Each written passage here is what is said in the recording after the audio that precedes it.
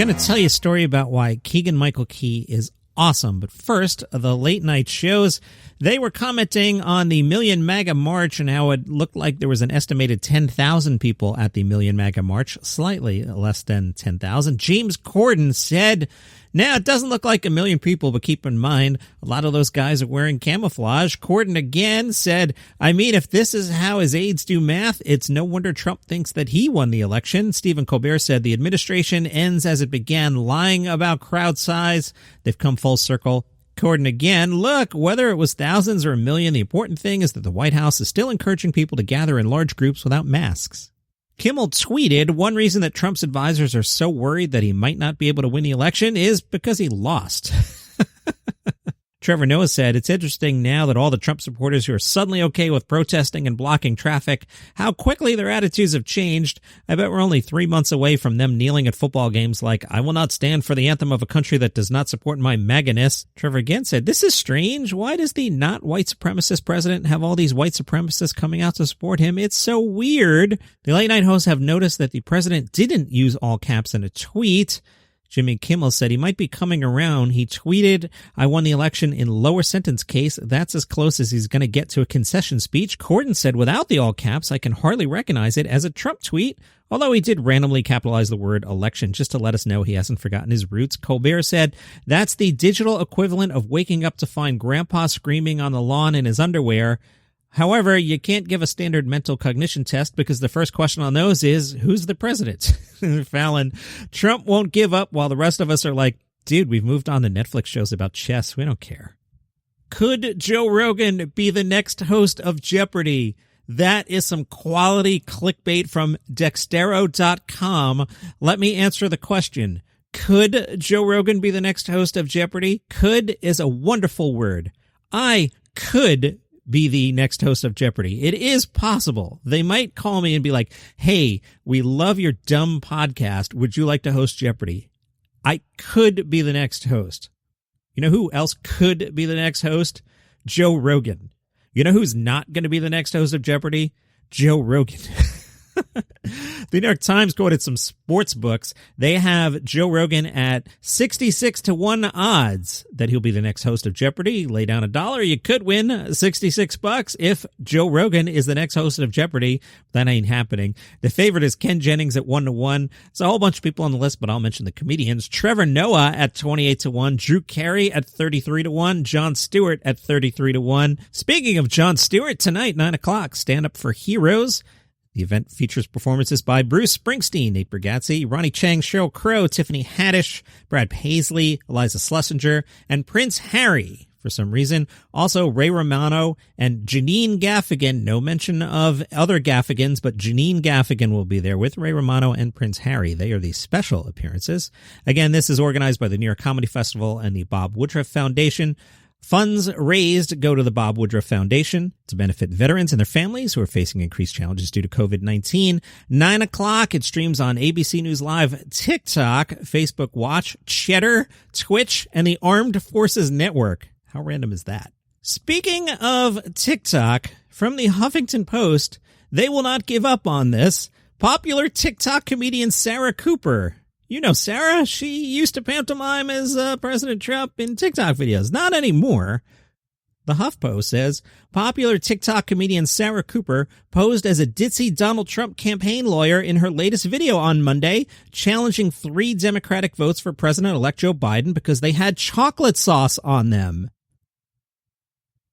HuffPo says the spoof was a major change for Cooper, who usually lip-syncs to Trump, but this is Sarah doing Sarah Cooper comedy. I'm going to include the link in the show notes so you can click on this for yourself.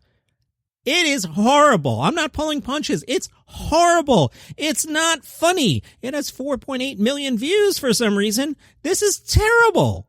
Click the link in the notes right now. Don't even listen to the rest of this episode. Although you're going to miss a great Keegan-Michael Key story if you do that. 4.8 million views on this horrible, not funny thing. All right, my Keegan-Michael Key story. First, I'll tell you what he's up to, then I'll tell you the story. From Variety, Keegan-Michael Key will dole out a broad historical review of sketch comedy going back hundreds of years through the lens of his experience as a performer and a new audio series produced by Audible. It's called The History of Sketch Comedy. 10 half-hour episodes premiering in January. In the history of sketch comedy, Key will explore major moments in sketch history, going back to acting troupes that toured Europe in the 1500s through the rise of variety television and training grounds such as the Second City in Chicago. He'll highlight influential moments and sketches. This sounds really cool. Key will offer in-depth studies on some of the landmark characters, concepts, and performers that shaped sketch comedy and influenced him personally. We did not get a quote from Keegan-Michael Key in the press release, which is interesting, but I'm psyched for this. I'm trying to get him on as a guest. All right, Keegan-Michael Key story. I had been let go by SiriusXM, and they asked me, how long do you want to stay on for? It was Super Bowl week. For Super Bowl week, I had called in the favors with Comedy Central. Comedy Central hooked me up with Workaholics and Key and Peele. They were doing Radio Row at the Super Bowl, which is like the biggest broadcast of the year. You bring out all your biggest stars and you show off to everybody else in the industry. So I had asked Comedy Central for the favors. Comedy Central hooked it up. This was about 6 weeks before, I think it was Newsweek, put Key and Peele on the cover as like the greatest thing in comedy ever. So like it's right before Key and Peele. So we had 3 stages. They're supposed to be on one of the 3 stages. And then the Cardinal of the Catholic Church of New York comes by. And he wants to interview Jamie Foxx. And I'm told they're going to use the stage that Key and Peele are on. But have no fear, we've got some spare equipment, and we're going to set up a 4th stage. Long story short, we wind up delaying Key and Peele, and we build a kiddie table with the leftover equipment. So you've got like, I don't even remember.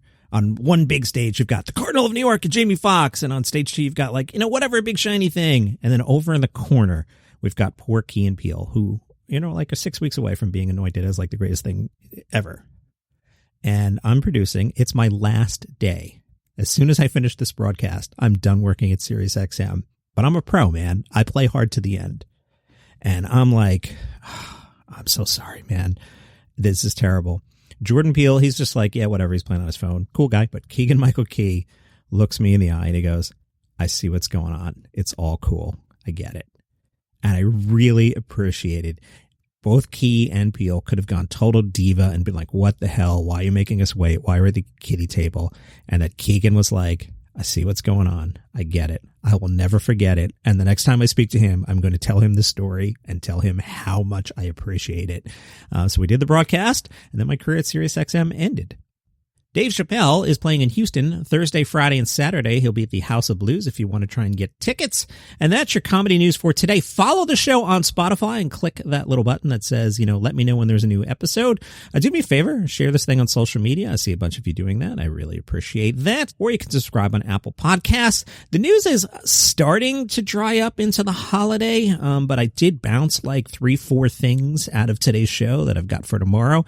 And I've recorded, most of Thanksgiving weekend already. I'm also pre-recording a lot of the stuff for the weekly comedy thing. That's my show on Live by Live. I was just actually recording some things for week of December 6th, believe it or not. I like to work ahead because you never know when you get busy or life throws you a curveball, you get a cold or something. So I'm always working ahead in these things. Appreciate you listening. Keegan-Michael Key, I appreciate you. See everybody tomorrow.